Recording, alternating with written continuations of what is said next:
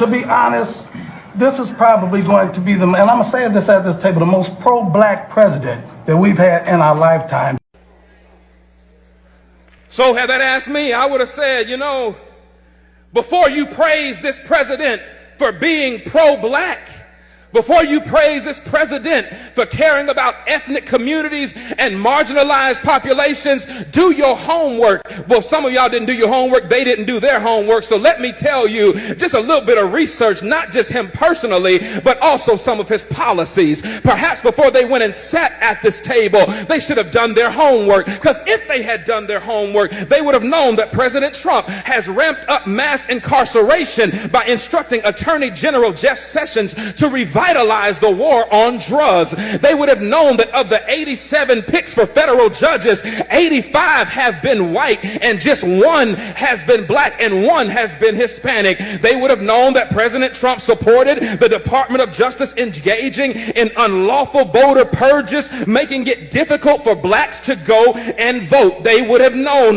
that Trump is ending protection for predatory lenders, which disproportionately harm black people. They would have known that he is ignoring the affordable housing crisis by ordering HUD to triple the rents of poor tenants in public housing, which mostly affect black people. Do your homework. They would have known that he is proposing cutting $200 billion over the next 10 years from supplemental nutrition assistance programs that will bring more hunger in black and brown communities. They would have known that Trump is worsening the health of black communities through environmental deregulation, which disproportionately harms black people through exposure to pollution. Now, that's just a few on the policy side, but you don't have to go too far to ask what about him personally would make me know that he is not pro-black. I'm glad you asked, because in 1970, Trump's real estate company tried to avoid renting apartments to black tenants and gave preferential treatment to white tenants. He began his 2016 presidential campaign with a speech disparaging Mexican immigrants as criminals and rapists. Y'all remember that? In 2016, he said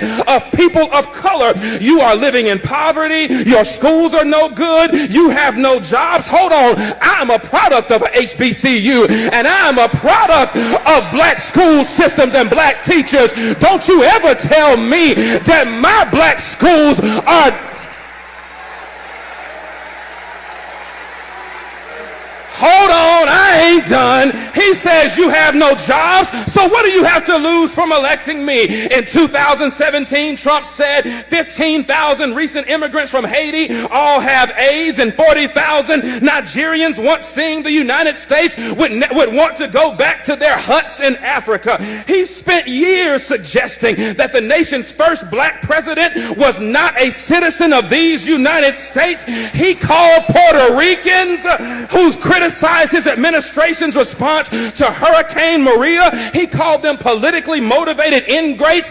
Hold on, but he called those who marched beside white supremacists in Charlottesville, Virginia, he called them very fine people. He hired Steve Bannon, a white nationalist, as his chief strategist. He called Haiti and other African nations S-hole countries, and he's taking credit for an economy that has not been built on his administration, but was built on the backs of 8 years of hard work under the Obama administration. Negroes, please, don't you come up in here talking about this is the most pro-black president that you have ever seen when the record suggests that he cares nothing about people of color.